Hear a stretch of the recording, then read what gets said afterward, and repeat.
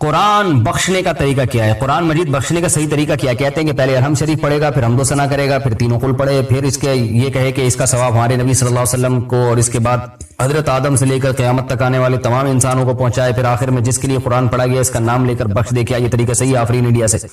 دیکھیں، قرآن بخشنے کا کوئی مخصوص طریقہ صحابہ سے ثابت نہیں ہے، صرف اتنا ثابت ہے کہ نبی صلی اللہ علیہ وسلم نے صدقہ کرنے کا حکم دیا ایک صحابیہ کو کہ وہ اپنی ماں کے لیے صدقہ کرے. تو اس سے علماء نے استدلال کیا کہ صدقہ بھی ایک نیکی ہے، تو کوئی بھی نیکی کسی کے لیے بھی کی جا سکتی ہے.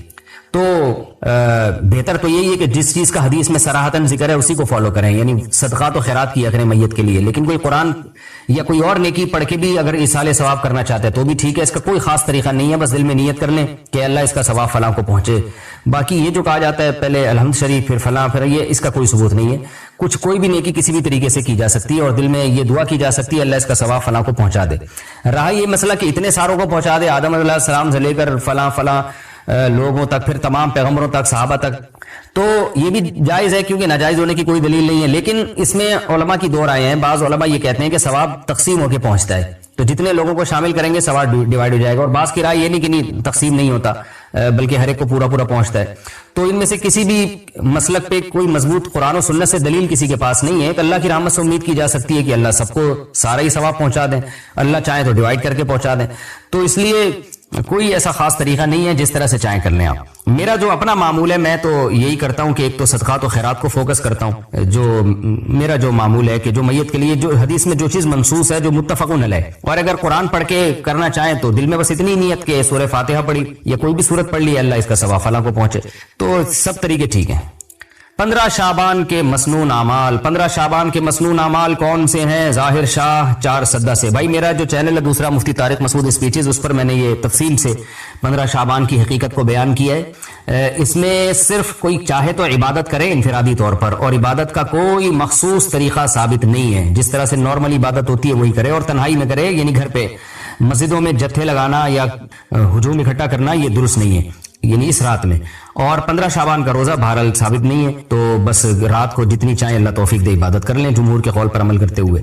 کیا موجودہ حالت میں چلے پر جا سکتا ہوں؟ ہمارے محلے سے چلے کی جماعت بن رہی ہے اس وقت میں ہمارے لیے جماعت میں جانا کیسا ہے؟ جبکہ علماء کرام کہہ رہے ہیں کہ اس وقت گھر پہ رہیں. محمد سہیل اتر پردیش. احمد سہیل اتر پردیش. میرا خیال ہے یہ پرانا سوال ہے، مجھے آج ملا ہے. تبلیغ جماعت میں تو پابندی لگی ہوئی ہے، وہ خود تشکیلات نہیں کر رہے، حکومت کے قانون کو فالو کر رہے ہیں. تو جماعت کے جو اکابر بزرگ ہیں وہ بھی منع کر رہے ہیں جماعتوں میں جانے سے، یعنی انہوں نے بھی فی الحال جو ہے وہ اپنے کام کو روک لیا ہے. اور حکومت کے قانون کا بھی تقاضا یہی ہے کہ فی الحال آپ نہ جائیں، گھر میں بیٹھیں. کیا کفن سفید رنگ کا ضروری ہے؟ کیا کفن کا رنگ سفید کے علاوہ کسی اور رنگ کا بھی ہو سکتا ہے؟ شہزاد پشاور سے. بھائی کفن کسی بھی رنگ کا ہو سکتا ہے، سفید ضروری نہیں ہے. حدیث میں ترغیب ہے کہ سب سے بہتر رنگ جو ہے وہ سفید ہے، تو کفینوا فیہا موتاکم، مردوں کو اس میں کفن دیا کرو. لیکن صحابہ کرام سفید رنگ کا اہتمام نہیں کرتے تھے، جو کپڑا میسر آتا تھا وہ کفن کے طور پہ پہنا دیا جاتا تھا. 10 سال کے روزوں کا کفارہ کیسے ادا کروں؟ عبداللہ شاکر دبئی سے. میری عمر ابھی 25 سال ہے. میں نے بالغ ہونے کے بعد سے ابھی تک رمضان کے روزوں کا اہتمام نہیں کیا. کبھی تو میں رات سے ہی روزے کی نیت نہیں کرتا تھا، اور کبھی رات میں نیت کر لیتا تھا اور دن میں توڑ دیتا تھا. اب میں نے سنا ہے کہ روزہ توڑنے پر 60 دن لگاتار روزے رکھنے پڑیں گے. میرے لیے یہ تقریباً ناممکن سی بات ہے، کیونکہ پہلی بات یہ کہ مجھے حساب نہیں کہ کتنے روزے توڑے ہیں. دوسری بات یہ کہ اتنے سالوں کے روزے رکھنے میں کئی سال گزر جائیں گے، اور ایک بھی بیچ میں ٹوٹ گیا تو دوبارہ سے شروع کرنا پڑے گا. اس بارے میں میری رہنمائی فرمائیں کہ میں کیا کر سکتا ہوں کہ اس گناہ سے بھی بچ جاؤں اور کفارہ بھی ادا ہو جائے. بھائی عبداللہ شاکر صاحب، بس اب توبہ کریں. پہلے تو 2 رکعت پڑھ کے اللہ سے گڑ گڑا کہ آپ نے رمضان کا روزہ چھوڑا بھی اور توڑا بھی. بہت بڑا گناہ ہے چھوڑنا بھی اور توڑنا بھی. اللہ سے گڑ گڑا کے توبہ کریں، اللہ غفور رحیم ہے، معاف کرنے والا ہے. اور آئندہ کے لیے پختہ عزم کریں، اب زندگی میں کبھی نہ تو رمضان کا روزہ چھوڑیں گے اور نہ توڑیں گے. اس توبہ کا فائدہ یہ ہوگا کہ پچھلے سارے گناہ اللہ آپ کے معاف کر دے گا انشاءاللہ. باقی رہا مسئلہ قضا اور کفارے کا، تو جو روزے چھوڑے ہیں اندازہ لگا لیں کتنے چھوڑے ہیں. وہ تمام روزوں کا ایک لمسم اندازہ یہ لگایا جا سکتا ہے. آپ کی عمر 25 سال ہے تو ظاہر ہے بہت زیادہ تو 14 سال میں بالغ ہو گئے ہوں گے، تو 11 سال یہ بنتے ہیں، تو 11 کو 30 سے ضرب دیں، ٹھیک ہے نا. 11 کو جب آپ نے 30 سے ضرب دیا تو 330 ہو گئے. تو 330 روزے سارے رمضان کے، تو اس میں کچھ رکھے بھی ہوں گے. تو ایک لمسم اندازہ لگا کے کہ کتنے روزے آپ نے چھوڑے ہیں، تو جو چھوڑے ہیں ان کی قضا کر لیں. تو ایک دم سے قضا کرنا ضروری نہیں ہے، تھوڑے تھوڑے کر کے رکھ لیں، سردیوں میں رکھ لیا کریں تاکہ جلدی سے یہ قضا ختم ہو. اور جو توڑے ہیں تو وہ ان کا کفارہ لازم ہے، کیونکہ بالغ ہونے کے بعد اگر رمضان کا روزہ آپ توڑ دیں تو کفارہ ادا کرنا پڑے گا. لیکن توڑنے میں دو طرح سے اگر توڑا جائے تو پھر کفارہ ادا ہوتا ہے. اگر آپ میرڈ ہیں، وائف سے آپ نے بیوی سے روزے کے دوران ہم بستری کر لی، جمع کر لیا، تو بھی روزہ ٹوٹ گیا اور اس کا بھی کفارہ ہے. یا آپ نے جان بوجھ کر کھانا کھا لیا تو بھی روزہ ٹوٹ جائے گا اور اس کا بھی کفارہ ہے. اس کے علاوہ کسی اور طریقے سے اگر روزہ توڑا ہے، مسئلہ تھوڑا حیا کے خلاف ہے، بعض دفعہ وہ لوگ اپنی ہاتھ سے اپنی خواہش پوری کرتے ہیں نوجوان، تو اس سے روزے کے دوران اگر کسی نے یہ عمل کیا ہے تو روزہ ٹوٹ تو جاتا ہے مگر اس سے کفارہ لازم نہیں ہوتا.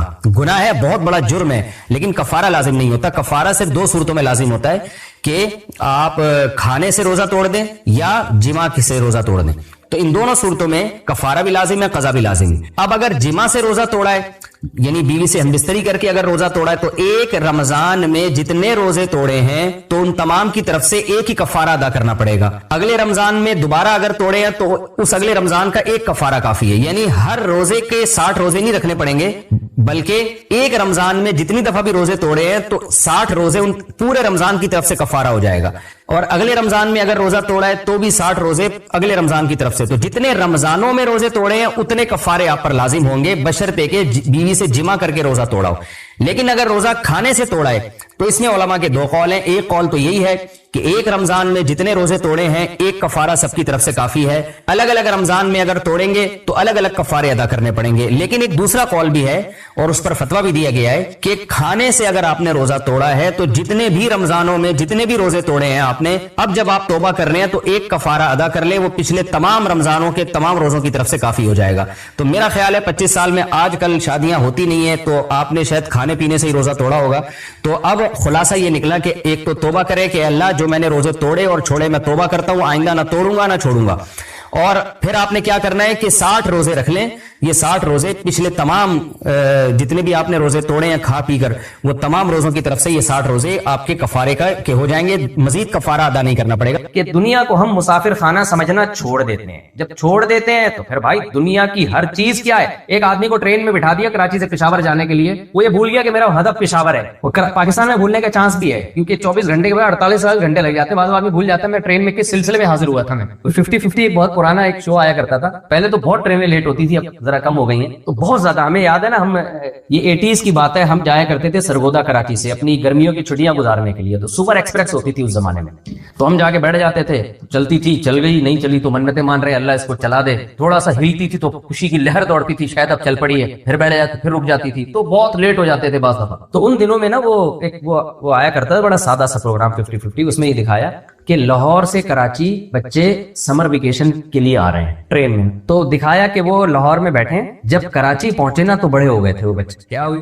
بڑے. تو جو بڑے تھے وہ بوڑھے ہو گئے تھے. تو ایک بوڑھے نے نا، اچھا ان بچوں کی جو پتلونیں تھیں، پینٹیں تھیں، وہ چڑیا بن گئی کیونکہ اتنے بڑے ہو گئے، چڈی بن گئی تھی. تو ٹرینوں کا حال دکھایا تھا نا اس میں. تو ایک بوڑھے جو تھے وہ جب کراچی اسٹیشن پہ، جوان آدمی جو لاہور میں جوان تھا، کراچی پہ پہنچتے پہنچتے بےچارا اپنی عمر کا پورا حصہ مکمل کر چکا تھا. تو جب کراچی اسٹیشن پہنچا تو کھڑکی سے باہر آتے گئے، بیٹا کراچی آ گیا. انہوں نے کہا یہ کہاں اور مر گیا کی زندگی پوری ہو. تو آپ کراچی سے لاہور جا رہے ہو، سرگودا جا رہے ہو، جب آپ بیٹھے تو آپ کو اتنی لگژری لائف ملی اس ٹرین میں جو آپ کو جو سفر ملا نا وہ بڑا لگژری، ہر چیز آپ کو ٹائم پہ مل رہی ہے. اس سے کیا ہوا، آپ تھوڑی دیر میں بھول گئے کہ میں بیٹھا کس سلسلے میں تھا، کس سلسلے میں یہاں اس ٹرین کے سفر میں بیٹھا تھا، میرا ہدف کیا. اب آپ بھول گئے. اللہ کی قسم ہمارے ساتھ دنیا میں کیا ہوتا ہے، یہی ہوتا ہے. جو میں نے قرآن کی آیت پڑھی نا، لوگ اکثر مجھ سے کہتے ہیں آپ آیت کچھ پڑھتے ہو بیان کچھ اور ہوتا ہے. بھائی جو آیت پڑھتا ہوں وہ بیان اسی سے لنک ہوتا ہے. وہ آیت میرے دماغ میں گھوم رہی ہوتی ہے تو اس کو سمجھانے کے لیے جوڑنا پڑتا ہے. اللہ نے قرآن میں کہا یا ایھا الناس اتقوا ربکم یا ایھا الناس ان وعد اللہ حق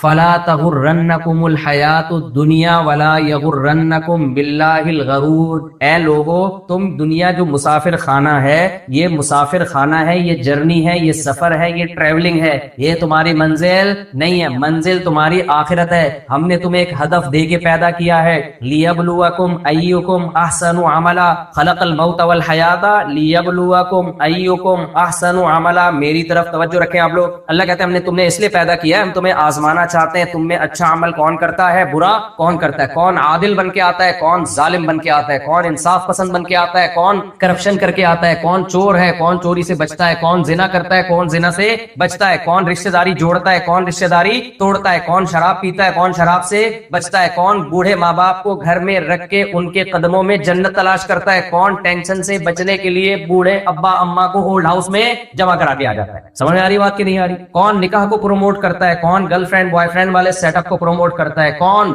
زوجہ کے حقوق ادا کرتا ہے اور کون اسے کمزور سمجھ کے اس کے حقوق پی جاتا ہے، کون ماتحتوں کے ساتھ اچھا سلوک کرتا ہے، فکو رقبہ، کون غلاموں کو آزاد کراتا ہے، کون انسانوں کو غلام بناتا ہے. 20 احکام ہے. کون اللہ کی عبادت کرتا ہے، کون عبادت سے جان چھڑاتا ہے، کون رمضان کے روزے رکھتا ہے، کون رمضان میں کھاتا ہے، کون ہے جو اللہ کے گھر کی زیارت کا جذبہ رکھتا ہے، اور کون ہے جو استطاعت کے باوجود ہر جگہ جاتا ہے، خدا کے گھر کو وہ ویلیو دینے کے لیے تیار نہیں ہے. اسلام کے احکام کی ایک طویل فہرست ہے، طویل فہرست ہے. تو اللہ نے پیدا اس کے لیے کیا ہے. سمجھ رہے کہ نہیں سمجھ رہے؟ کون توحید پرست ہے، کون اپنے خالق کے ساتھ غیروں کو شریک کرتا ہے، کون معاہدوں کی خلاف ورزی کرتا ہے، کون معاہدوں کی پابندی. دیکھو جانوروں کو اللہ نے آزمائش کے لیے پیدا نہیں کیا، ان میں عقل ہی نہیں ہے. کسی پاگل کو کبھی بھی ایگزامینیشن ہال میں نہیں بٹھایا جاتا.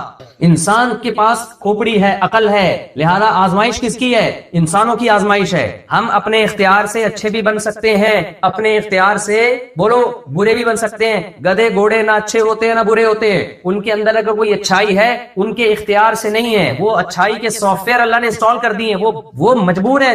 کتے میں اگر وفا ہے تو کتا خود بخود وفادار ہے. اس نے وفا پہ کسی مولانا کے بیانات نہیں سنے، کوئی مووی نہیں دیکھی ہوگی، کوئی فلم دیکھ کے اس نے وفا نہیں سیکھی ہے. جانور اپنے ماں باپ کو بھول جاتے ہیں بڑے ہو کر، اس میں ان کو گناہ نہیں ملتا، کیونکہ ان کے دل میں ماں باپ کی محبت بٹھانے والا کوئی بھی نہیں ہے، بٹھا سکتا بھی نہیں ہے. اور جانوروں کی مائیں اپنے بچوں سے محبت کرتی ہیں، وہ بھی نیچرلی کرتی ہیں. قدرت نے ان کے دل میں ایسے سافٹ ویئر انسٹال کر دی ہیں. دشمنی بھی انسٹال کر دی، دوستی بھی. بولو شیر اگر کمزوروں پہ ظلم کرتا ہے تو ظالم نہیں کہلاتا. وہ مجبور ہے اپنی عادت سے، فطرت سے، وہ اس سے ہٹ نہیں سکتا. اگر وہ ہٹے گا، مظلوموں پہ رحم کھائے گا تو خود بھوکا مر کے ختم ہو جائے گا. وہ شیر کو اگر ترس آ جائے، یہ ہرن بیچارہ اتنا زخمی پہلے ہی پڑا ہوا ہے اور ہائے ہائے بیچارے کو میں ہاسپٹل لے کے جاؤں، 2-4 دفعہ ایسے کرے گا، پھر ہرن شیر کو ہاسپٹل لے کے جا رہے ہوں گے تھوڑے دنوں میں. ایسا ہی ہوگا کہ نہیں ہوگا؟ ہرن لے کے جا رہے ہوں گے، بھائی اسے بہت دنوں سے کچھ کھایا نہیں، اس کو کھاتے ہوئے شرم آ رہی ہے کہ میں کیسے کسی کو کھاؤں میں. تو ان کے بارے میں نہیں ہے، وہ نہ اچھے ہیں نہ برے ہیں. انسان میں آپ کو وفادار بھی اور بے وفا بھی، جھوٹے بھی اور سچے بھی، 1 نمبر کے 1.5 ہوشیار بھی اور 1 نمبر کے 1 نمبر بھی ملیں گے آپ کو. رشوت سے بچنے والے بھی، رشوت لینے والے بھی ملیں گے، حلال کھانے والے بھی، حرام کھانے والے بھی، نظر کی حفاظت کرنے والے بھی، بد نظری کرنے والے بھی، اور اپنی خواہشات کو اپنی زوجہ تک محدود کرنے والے بھی، اور زنا کرنے والے بھی، اپنی خواہشات کو بے لگام کرنے والے بھی. ہر طرح کے 20 قسم کے لوگ ہیں انسانوں میں. اس لیے انسان کے لیے آزمائش ہے. اللہ کہتے ہیں سب کا انجام سیم نہیں ہوگا. یہ کیسی دھاندلی ہے یار جو آخرت کا انکار کرتے ہیں، کہتے ہیں مر کے مٹی ہو کے ختم ہو جاتے ہیں. اٹ مینز اس کا مطلب یہ ہوا کہ دنیا کی گورنمنٹ لا پہ چلنے والے اور لا کو فالو نہ کرنے والے میں جب فرق کرتی ہے تو اللہ جو سب سے بڑی حکومت ہے وہ 100 انسانوں کا قتل کرنے والے کو بھی وہی انجام دے اور 100 انسانوں کی جان بچانے والے کو بھی مار کے مٹی کر کے ختم کر دے. تو اس سے بڑی دھاندلی اور اس سے بڑی کرپشن کیا ہوگی بھائی؟ تو اللہ ایسی کرپشن کر سکتا ہے کیا؟ ایسا ظلم اور ناانصافی کر سکتا ہے؟ تبھی تو قرآن کہتا ہے، میں تھوڑی کہہ رہا ہوں، ام نجعل المتقین کالفجار. یاد کر لیں، اللہ کہتے ہیں جو لوگ یہ کہتے ہیں کہ مر کے ہم مٹی ہو کے ختم ہو جاتے ہیں، کوئی حساب و کتاب نہیں ہے، اس کا مطلب یہ ہوا کہ جو برائیوں سے بچ کے چلے گا اور جو برائیاں کر کے جائے گا، دونوں کو ہم ایک جیسا انجام کر دیں گے. اللہ کہتے ہیں ام نجعل، کیا یہ ہم سے پاسبل ہے، ممکن ہے کہ میں ایسا کر لوں؟ نہیں ہے بات میرا خیال. دیکھو اس کی مثال ایسے ہے، ایک بیٹا ہے جو اپنے باپ کی صبح و شام خدمت کر رہا ہے، ہر آرڈر مانتا ہے، اس کے لیے قربانیاں دے رہا ہے. دوسرا بیٹا ہے جو نہ بات مانتا ہے بلکہ باپ کی اپنی طرف نسبت بھی پسند نہیں کرتا. نادرا میں آئی ڈی کارڈ میں کوئی اور ابا ڈالا ہوا ہے اس نے، ہے بھائی، مانتا بھی نہیں ہے کہ میرا ابا ہے، ایک نہیں مان کے چلتا. اب کیا ہوتا ہے کہ جی جب موت کا وقت آیا اور ابا نے اب کچھ نام کر کے جانا ہے، شریعت میں وصیت جائز نہیں ہے اولاد کے لیے، میں ایک مثال دے رہا ہوں فرضی. تو اب کیا ہو رہا ہے کہ جی باپ کیا کر رہا ہے کہ دونوں کو سیم جائیداد دے رہا ہے. تو باپ پہ سوال پیدا ہوگا نا، لوگ انگلیاں اٹھائیں گے کہ جو شخص آپ کی نسبت بھی اپنی طرف پسند نہیں کرتا تھا اس کو بھی آپ نے وہی انعام دے دیا جو صبح شام آپ کی خدمت میں لگا ہوا ہے تو کیا یہ ظلم اور ناانصافی ہے یا نہیں ہے بھائی؟ دوسری بات یہ، ابا نے کیا کیا، ابا نے ایک بیٹے کو زیادہ دے دیا، دوسرے کو کم دیا. جس کو کم دیا ہے وہ اب اعتراض کر رہا ہے کہ جو فرما بردار تھا، جو صبح شام ابا آپ کی خدمت کر رہا تھا، جو آپ پہ خرچ کرتا رہا، آپ کے کینسر کے علاج پہ اتنا خرچ کیا، یہ کیا وہ کیا، آپ اس کو زیادہ دے رہے ہو اور مجھے تھوڑا سا دے رہے ہو. تو ابا جواب میں کیا کہیں گے، کمبخت، کیا وہ جو فرما بردار ہے اور وہ جو صبح شام نافرمانی کرتا رہا، میں دونوں کے ساتھ بیہیویئر میرا سیم ہوگا؟ کیا میں ایسا کر سکتا ہوں؟ میں بیوقوف ہوں؟ یہی اسٹائل ہوگا کہ نہیں ہوگا؟ بھائی کیا ہو گیا آپ لوگ کو کہ میں فلم ڈرامے میں آ رہا ہوں یا میں تو پروگرام میں آ رہا ہوں؟ یہ اسٹائل ابا کا ہوگا کہ نہیں ہوگا؟ یا مجھے بیوقوف سمجھا ہوا ہے تو نے؟ ایک آدمی صبح شام آدھا ہو گیا میری خدمت کر کر کے، صبح شام اس نے جو ہے نا دن رات ایک کر دی، اور وہ چرس پیتا ہے، ہیروئن پیتا ہے، میری طرف نسبت تک پسند نہیں کرتا. دیکھ نادرا میں کسی اور کو ڈالا ہوا ہے اس نے کاغذات میں، اور تو چاہ رہا ہے کہ میں اس کو بھی اتنی وراثت دوں. کیا میں دونوں کو سیم سلوک کروں گا؟ دنیا میں اس سے بڑا ظالم باپ کوئی سمجھا نہیں جائے گا. اللہ تعالیٰ بالکل یہی انداز اختیار کرتے ہیں ان لوگوں کو سمجھانے کے لیے جو آخرت کے منکر ہیں، جو کہتے ہیں مر کے مٹی ہو کے ختم، کوئی مسافر خانہ نہیں ہے دنیا، کوئی منزل نہیں ہے. اللہ کہتے ہیں اس کا مطلب مر کے مٹی کر کے ختم کرنا ہے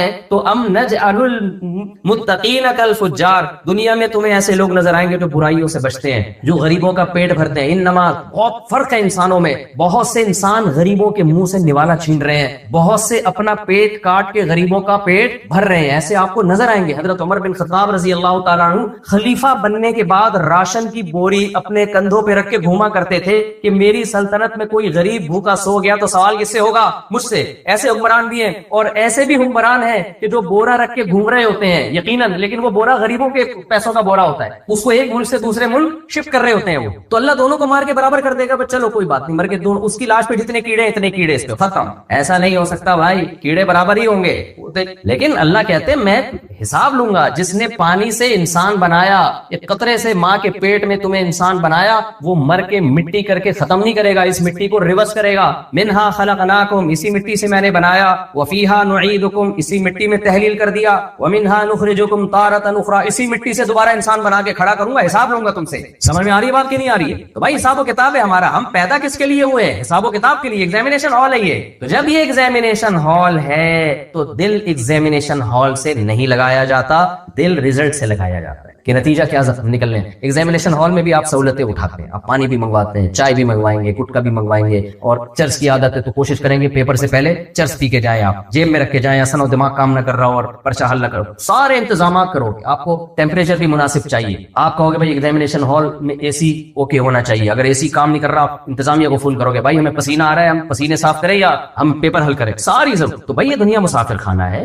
لیکن آپ نے اس میں ساری ضرورتیں پوری کرنی. آپ امریکہ میں آ کے رہ رہے ہو، بھائی یہاں ہمیں صحت کی سہولت ہے، یا پیسے کم ڈالر میں پیسہ کما سکتے ہیں، ہم اچھے گھر میں رہ سکتے. ٹھیک ہے بھائی، یہ تھوڑی کہ یہ آپ کا مقصد ہے. بھائی اگر مقصد ہے تو یہ بڑی بے وفا دنیا ہے. جو کعب بن زہیر نے اپنی معشوقہ کے بارے میں کہا نا، اس سے زیادہ جھوٹ یہ دنیا بولتی ہے. یہ اچانک آپ سے یہ بنگلے چھینے گی، یہ گرین کارڈ آپ سے قبر میں چھین لیا جائے گا. نہیں آ رہی میرا خیال ہے بات؟ جب آپ یہاں انٹری مارتے ہیں، آپ کو دیکھا جاتا ہے گرین کارڈ یا ویزا ہے نہیں. یو ایس اے کا ویزا ہو، آدمی آدھا کلو تو اس کا خون ویسے ہی لوگوں کا بڑھ جاتا ہے یو ایس اے کا ویزا ملنے پر. اور جو نیشنلٹی مل گئی، اب خون کی کبھی بھی کمی نہیں ہوگی اس میں. بھائی پاکستان انڈیا میں تو یہ سمجھا جاتا. اب اس میں B1 B2 B کمپلیکس اور وٹامن سی کی جتنی قسمیں کہیں بھی اوپر نیچے نہیں ہو سکتی. کامیاب. تو کیا یہ آپ کو ہمیشہ کے لیے ملا ہے؟ کیا یہاں قبرستان نہیں ہوتے؟ بولتے کیوں نہیں؟ قبرستان تو ہر جگہ ہے یار. تو مرنا ہے، ختم ہونا ہے، سب ختم. تو یہ دنیا، قرآن کی جو میں نے آیت پڑھی ہے نا، اللہ کہتے ہیں یہ دنیا ہے مسافر خانہ. جیسے ٹرین میں تم منزل کی طرف جا رہے ہو، لیکن ٹرین میں اگر زیادہ سہولتیں ملنا شروع ہو جائے نا تو پھر آدمی کہتے ہیں ٹرین ہی سے دل لگاؤ. میں نے پشاور یا ملتان اسٹیشن پہ اترنا ہی نہیں، ٹھیک ہے نا. وہ بھول جاتا ہے کہ میں یہاں سے اترنے کے لیے کس سلسلے میں حاضر ہوا تھا. اس ٹرین میں بیٹھا تھا اترنے کے سلسلے میں، اور آپ نے اس کے صوفے، گدے اور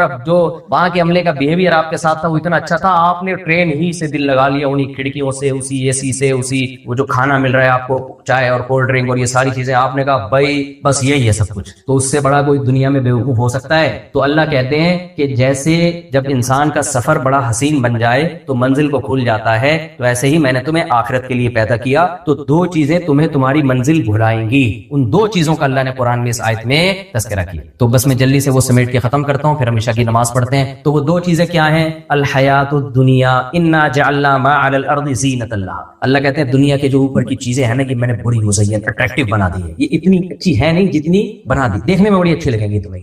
کیا مطلب؟ پیکنگ اس کی بڑی خوبصورت ہے. पैकिंग क्या है, दिल माइन होता चला जाएगा इसकी। जब देखोगे किसी का इतना बड़ा बंगला, उसके पास ग्रीन कार्ड, और मैं भी दगंडा बोर्ड में रह रहा हूँ, एकदम दिल क्या होगा, हिलेगा, उछलेगा। तो अल्लाह कहते हैं दिल को क्या करना, संभाल के रख। इतना एक्साइटेड होने की जरूरत नहीं। ये पन्नी है ऊपर जो बड़ी खूबसूरत लगी हुई है, जब पन्नी हटा के देखोगे ना, पन्नी समझते हैं ना, सिगरेट की पन्नी नहीं होती, तो जब हटा के देखोगे हम तो भाई जो चीजें मिल रही है वही आ रही है, कभी गुटखा आ रहा है, कभी सिगरेट आ रही है, तो क्या करें, शहद दूध का जमाना तो खत्म हो गया ना। तो जब आप उसके वो चमक पट्टी हटा के देखोगे तो अंदर बहुत भयानक है। वो क्या है, इसकी मैं एक मिसाल से समझाता हूँ। हमारे यहाँ चमन से गाड़ियां आती है ना, लैंड क्रूजर भी आपको मिल जाएगी, बहुत सस्ती होती है। अब क्या हुआ, कराची में एक बंदे को किसी ने बोल दिया कि भाई मैं तुझे जो V8 है, V8 वो सिर्फ 50 लाख में मैं तुझे दिलवा रहा हूँ। आदमी खुशी से बेहोश हो जाएगा यार। वो कराची ले आया उसको, अब उसको आपने देखा, इंजन भी चेक किया, भाई वही 4000 सीसी से ऊपर है, सब बिल्कुल सच्ची मुच्ची की V8 है, कोई धोखा उसमें नहीं है। आप ठक करके 50 लाख पकड़ाओगे या 1 करोड़ पकड़ाओगे, मजा आ गया यार। लेकिन पता चला नंबर प्लेट ही नहीं है। पता क्या चला,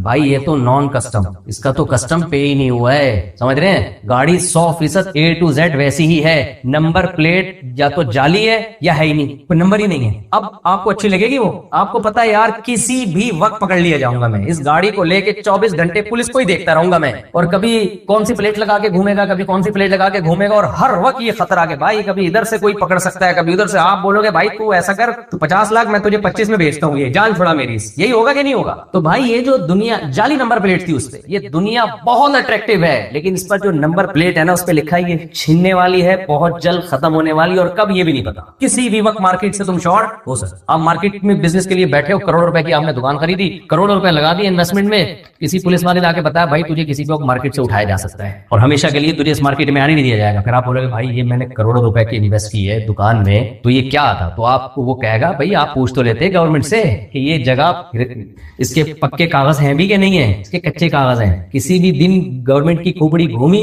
हमारे यहाँ तो गवर्नमेंट की खोपड़ी घूमती है, पहले गवर्नमेंट कहती है बनाओ, करोड़ों अरबों, नेस्ला टावर में क्या हुआ था, करोड़ों अरबों रुपए लगा के, हमारे यहाँ हर वक्त मुसाफिर खाना ही चल रहा है पाकिस्तान में ना, जितना नहीं भी होना चाहिए उतना भी चल रहा है। नेस्ले टावर में क्या हुआ था, करोड़ों अरबों रुपए लगा के पूरी बिल्डिंग बनी है, लोग रह रहे हैं, लोगों ने घर खरीद लिए, अचानक कोर्ट हाई कोर्ट की खोपड़ी घूमी, उन्होंने कहा ये इलीगल है, उड़ा दिया सब, वो बेचारे कुछ हार्ट अटैक से मर गए। तो जी हमारे यहाँ तो हर वक्त का मुसाफिर खाना ही चल रहा है। लेकिन अगर ये ना भी हो मेरे भाई, इमारतें रहती हैं, जो इमारतों में रहने वाले हैं वो मार्केट से शॉर्ट। तो ये बड़ी खूबसूरत दुनिया है, किसी भी वक्त फरिश्ता उठा के हमें मार्केट से क्या कर सकता है।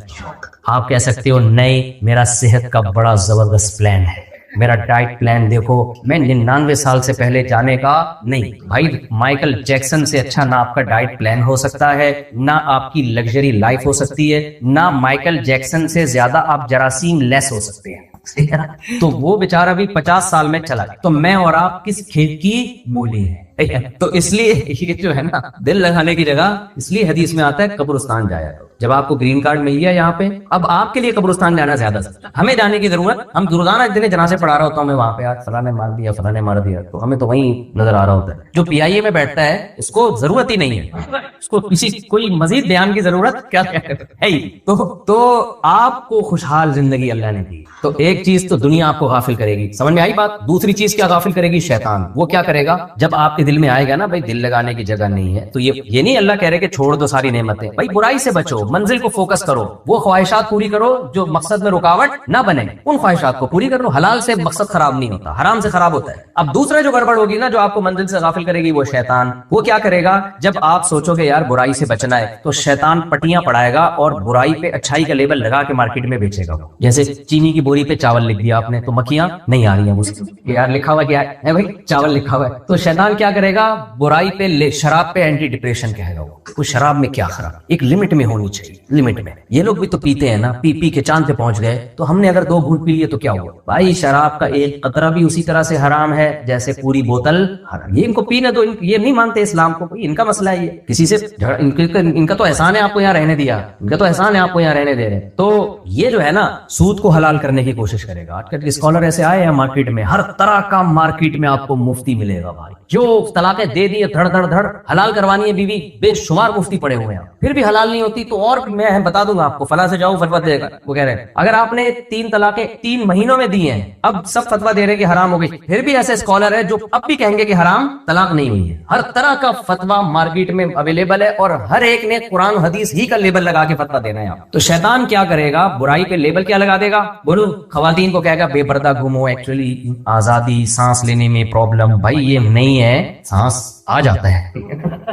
وہ اتنا بڑا مسئلہ, اللہ نے پردے کا حکم آپ کے فائدے کے لیے دیا ہے. عورت پردے میں ہوگی تو عیاشی کس کی ختم ہوگی, مرد کی. مرد حضرت حکیم اختر صاحب فرمایا کرتے تھے نا, لے دے کے اپنی بیوی کے پاس ہی آئے گا, بولے گا بھائی باہر تو کوئی نظر ہی نہیں آتا, تو میرے لیے صرف تم ہی ہو. ابھی تو رکشوں کے پیچھے لکھا ہوتا ہے صرف تم, لکھنے کی حد تک ہوتا ہے, صرف لکھنے کی حد تک ہوتا ہے, باقی بیسیوں کو وہ کہہ رہا ہوتا ہے صرف تم. تو جب پردہ ہوگا تو مرد کے لیے اللہ نے اس کی بیوی کو پیدا کیا ہے, کسی اور کو پیدا نہیں کیا. ہمارے حضرت فرمایا کرتے تھے اپنی بیوی کے بارے میں یہ سمجھا کرو, دیکھو انسان کی یہ کیونکہ یہاں عیاشی کا ماحول ہے, ظاہر ہے لوگوں میں آزادی ہے, لیگل بھی ہے سب کچھ, تو یہاں بیویوں سے بے وفائیوں کے بہت واقعات پیش آتے ہیں, بہت زیادہ پیش آتے ہیں. مرد کہتے ہیں میری بیوی کی شکل ایسی, وہ جو دفتر میں جاب کرتی ہے وہ تو اتنی خوبصورت ہے. چائنا والے تو اتنے پریشان ہیں, کہتے ہیں ساری عورتیں ایک جیسی, ان کے لیے مسئلہ نہیں ہے. چائنا کی سب ایک ہی شکل کے ہوتے ہیں, ان کے لیے مسئلہ نہیں. لیکن امریکہ میں, پاکستان میں بھائی ہر عورت کی شکل دوسرے سے مختلف. اب جو دیسی آدمی ہے وہ بڑا پریشان ہوتا ہے یار, انگریز کے لیے تو وہ ٹینشن ہی نہیں ہے نا, وہ تو ان کے لیے سب لیگل کر دیا. مسلمان کے لیے پھر وہ کہتے ہیں یار میری بیگم ایسی, وہ دفتر میں اتنی خوبصورت. تو ایک چیز ذہن میں بٹھا لو, علماء کہتے ہیں کہ اللہ نے آپ کے لیے جو بیوی بنائی ہے نا, آپ یہ نظریہ رکھو, عقیدہ رکھو کہ اللہ کے علم میں میرے لیے اس سے خوبصورت دنیا میں کوئی نہیں. پھر اللہ کی نعمت کے شکر کی توفیق ملے گی. کمپیئر کرنا شروع کر دیا تو اس کی کوئی انتہا نہیں ہے. کمپیئر کرنا شروع کر دیا نا تو پھر اپنے آپ کو بھی کمپیئر کیا کرو. پھر بولو یار مجھ سے بھی زیادہ ہینڈسم اسمارٹ تو وسیم ہے, اور اس سے زیادہ اسمارٹ کون ہے. پھر اگر آپ کی بیگم یہ کام شروع کر دے کہ تم سے زیادہ ہینڈسم تو وہ ہے, اس سے زیادہ ہینڈسم تو وہ ہے, اور تم سے زیادہ پیسہ تو اس کے پاس ہے, آپ کو غصہ آئے گا کہ نہیں؟ اگر غیرت ہوگی تو آئے گا, نہیں ہوگی تو پھر آپ بولو گے تھینک یو, بہت خوش ہوئی. تو حیرت کے بھی تو مسئلے کھڑے ہو گئے. تو اللہ نے آپ کے لیے جو بنا دی ہے, آپ سمجھو اللہ کے علم میں میرے لیے اس سے زیادہ خوبصورت, یہ نہیں کہ دنیا میں زیادہ خوبصورت عورتیں نہیں ہیں, بھائی میرے لیے اس سے زیادہ خوبصورت ہے اللہ کے علم میں, بس میرے لیے سب سے بہتر کون ہے, یہی ہے. تو شکر نعمت کی توفیق ملے گی. ورنہ دماغ دیکھو, اللہ تعالیٰ یہ چاہتے ہیں بہت زیادہ. شریعت میں اسلام گرل فرینڈ بوائے فرینڈ کے رشتے کو نہیں مانتا, میاں بیوی کے رشتے کو مانتا ہے, اور ایسا خاندانی مانتا ہے کہ سب سے زیادہ محبت اسلام کہتا ہے کس سے کرو, بیوی سے کرو.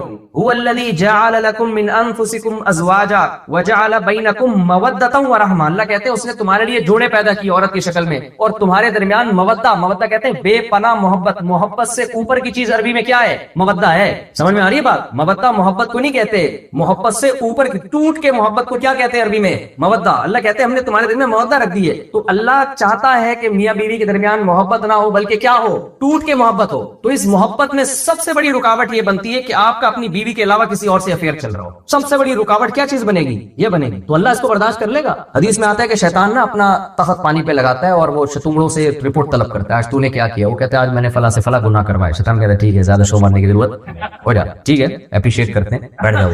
دوسرا آیا, وہ میں نے یہ فلاں کو سٹا لگوا دیا میں نے. شیطان کہتا ہے بیٹھ جاؤ, زیادہ فری ہونے کی ضرورت نہیں, ادھر بیٹھ. جیسے ہوتا ہے نا رپورٹ طلب کرتا ہے, صحیح حدیث ہے. تو ایسے سارے آ کے رپورٹیں دے رہے ہوتے ہیں, آج میں نے یہ گناہ کروا دیا, آج میں نے. ایک حدیث میں آتا ہے ایک شتونگڑا آ کے کہتا ہے میں نے میاں بیوی میں طلاق دلوا دی, میں نے کیا کیا, غلط فہمیاں پھیلوا دی, عورت کو شوہر کا ناشکرا بنا دیا اور شوہر کو بد زبان فرما دیا, یا کچھ بھی جو جس سے بھی گھر ٹوٹے. تو شیطان حدیث میں آتا ہے اس کو بلاتا ہے, بولتا ہے ویل ڈن, یہ خاندانی کام کر کے آیا ہے, ٹھیک ہے نا. اس کو بولتے ہیں کام, اس کو کیا بولتے ہیں, کیونکہ آگے پھر اتنے مسائل کھڑے ہوتے ہیں نا, اس کی بیس اتنے مسائل کھڑے ہوتے ہیں. زنا کا دروازہ کھلتا ہے, طلاق یافتاؤں کی شادی آج کل بڑی مشکل ہے, زنا کی طرف مائل ہونے کا خطرہ, مرد کے لیے پھر دوبارہ نکاح مشکل ملتا ہے, تو بعض دفعہ پھر رو رہا ہوتا ہے پرانی والی کو یاد کر کے, وہ بھی غلط ہے. اب جو ہے اس سے محبت کرو, عجیب بہت بڑے مسائل کھڑے ہوتے ہیں. تو میں بات کو بس سمیٹ کے ختم کرتا ہوں کہ اللہ نے کہا ایک تو تمہیں دنیا غافل کرے گی, دنیا کی زیب و زینت آخرت سے. دوسرا کون غافل کرے گا, شیطان. شیطان کس طرح سے غافل کرتا ہے, وَزَيَّنَ لَهُمْ, شیطان برائی کو اٹریکٹیو بنا کے پیش کرتا ہے. آپ کو پتا ہوتا ہے بری چیز ہے, لیکن لیبل اچھے اچھے لگا دے گا,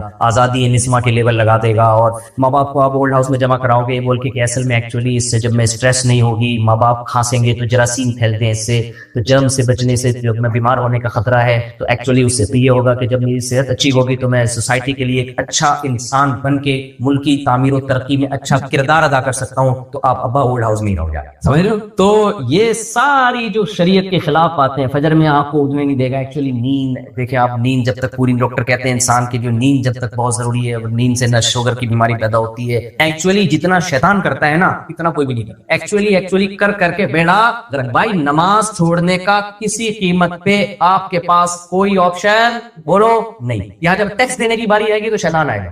شیطان بولے گا ایکچولی یہ گورنمنٹ اصل میں کافروں کی حکومت ہے, ایکچولی ہے بھائی, تو ہم ٹیکس کیوں دیں؟ تو بھائی صاحب جب کافروں کی حکومت تو رہ کیوں رہے ہو پھر یہاں پہ؟ جب حق لینے کی باری آتی ہے تو پھر نہیں دیکھتے کہ کافروں کی ہے یا تہجد گزاروں کی حکومت. سارے پیڑے کھا رہے ہو کہ نہیں کھا رہے, بیٹھ کے یہاں پہ ساری سہولتیں لے رہے ہو. حق دینے کی باری آتی ہے تو کافروں کی حکومت ہے. قرآن میں اللہ نے کتنی شدید وعید بیان کی ہے, تباہی ہے ان لوگوں کے لیے. اذا تالوا علی الناس یستوفون, حق لینے کی باری آتی ہے پورا گن گن کے لیتے ہیں. کوئی گورنمنٹ جاب ہو نا یہاں کی, پورے ڈالر گن رہا ہوتا ہے کہ یار پورے ہی ہے, 1 روپے کی کمی تو نہیں ہے, 1 ڈالر کی. جب لینے کی باری آتی ہے تو گن گن کے لیتے ہیں, جب دینے کی باری آتی ہے ڈنڈی مارتے ہیں اس میں. الا یظن اولئک انهم مبعوثون, اللہ کہتے ہیں کیا ان کو پتہ نہیں ہے کہ میں بھی حساب و کتاب لوں گا؟ آپ وکیل کو الو بنا کے کچھ بھی کر سکتے ہو, اصل حساب کون لے گا؟ اللہ دے گا. بھائی معاہدوں کی بھی پابندی کرنی ہے, وعدوں کو بھی نبھانا ہے. تو منزل پہ ضرورتوں کو قربان کیا جائے گا, ضرورتوں پہ منزل کو قربان نہیں کیا. اللہ تعالیٰ سے دعا ہے اللہ ہم سب کو سمجھنے کی, عمل کی توفیق عطا فرمائے.